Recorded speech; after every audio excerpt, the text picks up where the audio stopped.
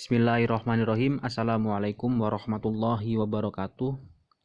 Innal hamdalillah nahmaduhu wa na'udzubillahi min syururi anfusina wa min sayyiati a'malina may yahdihillahu fala mudhillalah wa may yudhlilhu fala hadiyalah. Asyhadu an la ilaha illallah wa asyhadu anna Muhammadan abduhu wa rasuluh. Amma ba'du.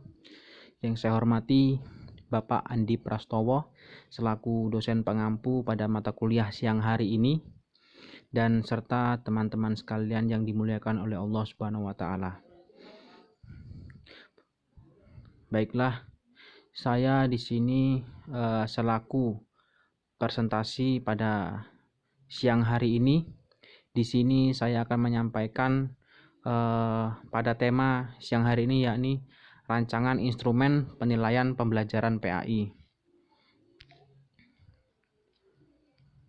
Dalam Undang-Undang Sistem Pendidikan Nasional Nomor 20 Tahun 2003 disebutkan bahwa pendidikan bertujuan untuk berkembangnya potensi peserta didik agar menjadi manusia yang beriman dan bertakwa kepada Tuhan Yang Maha Esa, berakhlak mulia, sehat berilmu, cakap, kreatif, mandiri dan menjadi warga negara yang berdemokrasi serta bertanggung jawab. Salah satu tujuan pendidikan negara Indonesia seperti yang tersebut di atas adalah menjadikan peserta didik yang beriman, yang bertakwa kepada Tuhan Yang Maha Esa. Dalam mewujudkannya, maka diperlukan kurikulum yang mendukung ke arah tercapainya peserta didik yang beriman dan bertakwa, yaitu dengan diajarkannya pembelajaran pendidikan agama Islam pada semua sekolah yang di dalamnya terdapat peserta didik Muslim.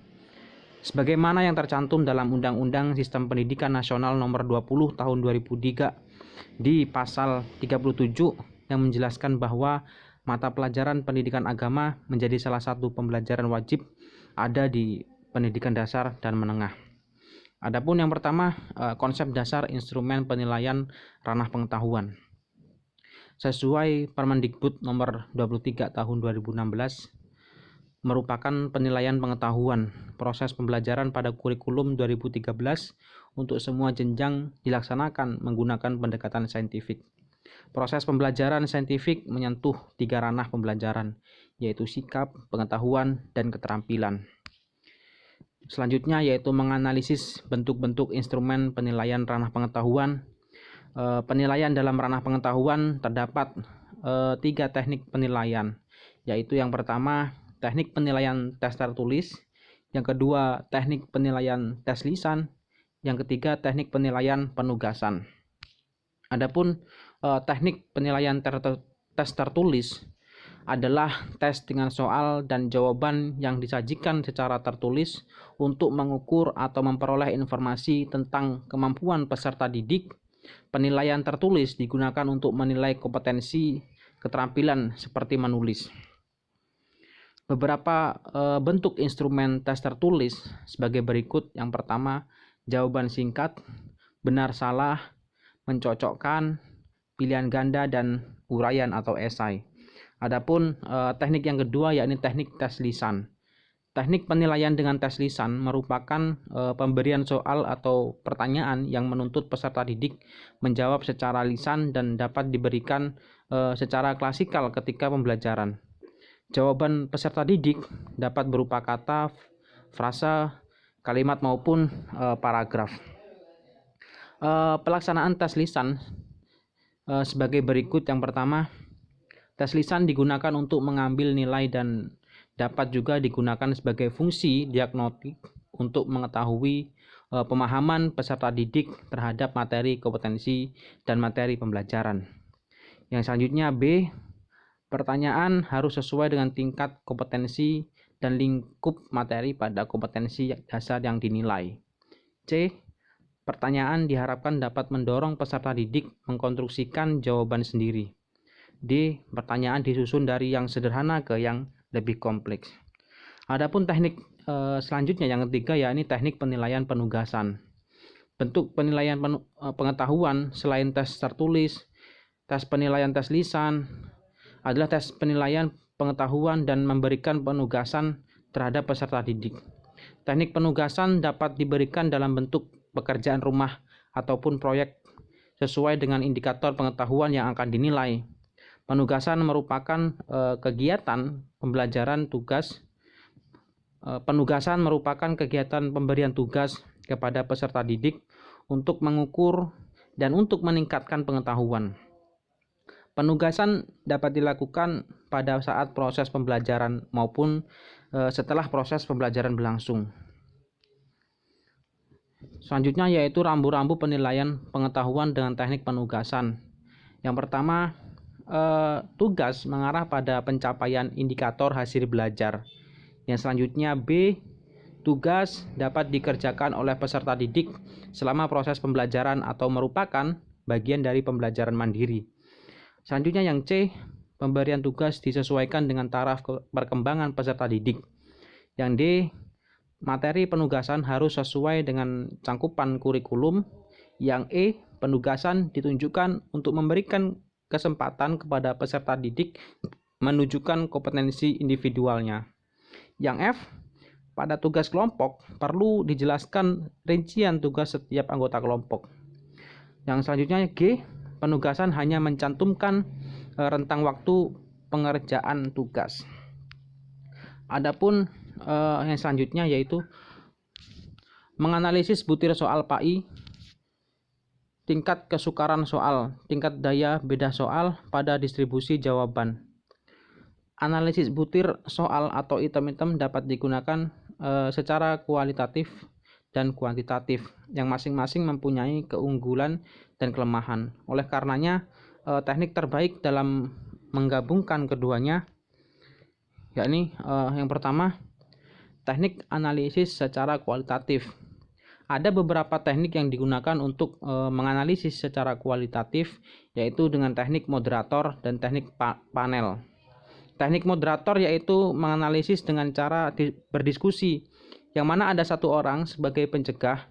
Dengan teknik ini, setiap butir soal didiskusikan secara bersama-sama dengan beberapa ahli seperti guru yang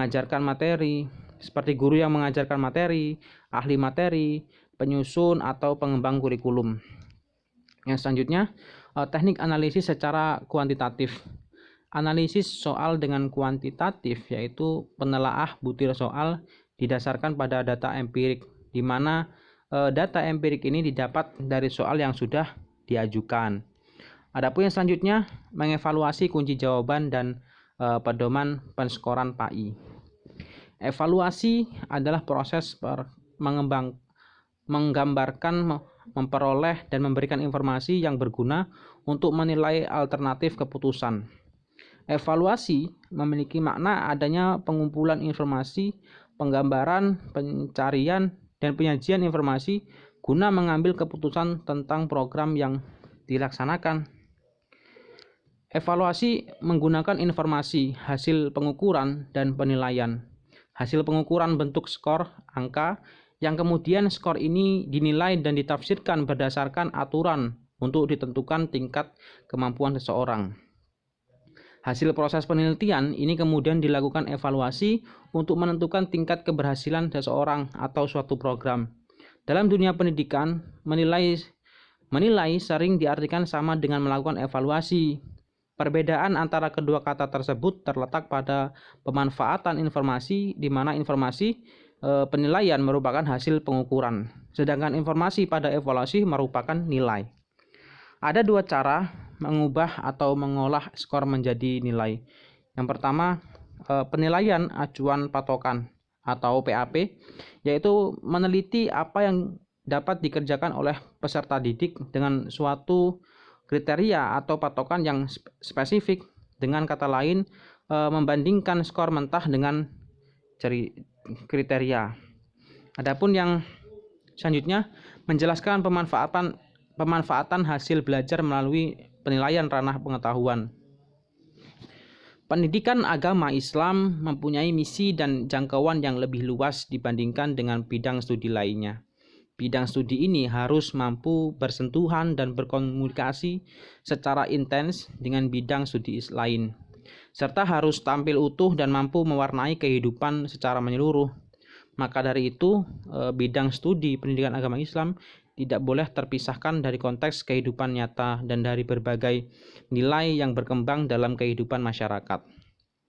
Dalam kaitannya dengan program pembelajaran sebagaimana disebutkan di dalam Peraturan Pemerintah Nomor 55 Tahun 2007 tentang pendidikan agama dan pendidikan keagamaan menyatakan bahwa pendidikan agama berfungsi membentuk manusia Indonesia yang beriman dan bertakwa kepada Tuhan Yang Maha Esa, serta berakhlak mulia dan mampu menjaga kedamaian dan kerukunan hubungan inter dan antar umat beragama, serta bertujuan untuk berkembangnya kemampuan peserta didik dalam memahami, menghayati, dan mengamalkan nilai-nilai agama yang menyerasikan penguasaannya dalam ilmu pengetahuan, teknologi, dan seni.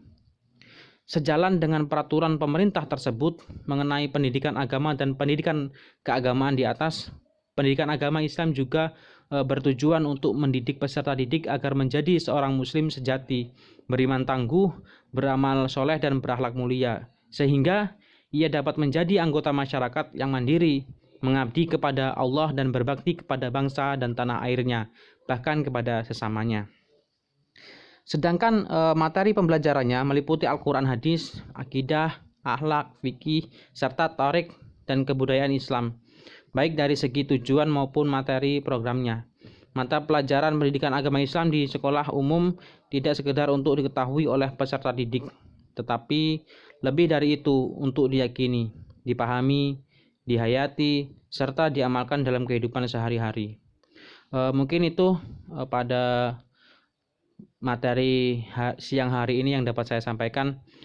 Kurang lebihnya saya pribadi mohon maaf, dan kepada Allah serta teman-teman sekalian, Bapak dosen, saya mohon ampun. Saya akhiri, wassalamualaikum warahmatullahi wabarakatuh.